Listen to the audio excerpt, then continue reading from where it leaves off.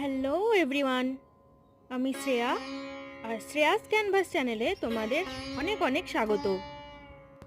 Sculpture বা যে কোনো ধরনের ক্রাফটিং অর্থাৎ যে কোনো হাতের কাজের মেন মোটোই হলো ধৈর্য। ধৈর্য বিনে যে ফল মেলে না। যেমন দেখো না, এই যে প্রতিমাটি তৈরি হচ্ছে, এটার উচ্চতা মোটামুটি 5 ফুট মতো। সবে তো খড়ের কাজ হলো, এক্ষুনি কি কমপ্লিট হবে?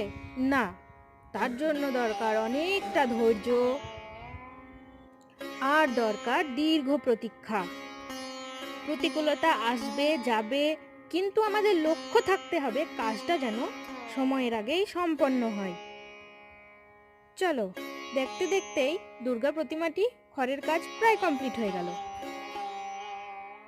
আমার ভিডিওগুলি যদি তোমাদের ভালো লাগে, আমার চ্যানেলটি সাবস্ক্রাইব করে ভিডিওগুলি অবশ্যই লাইক করবে।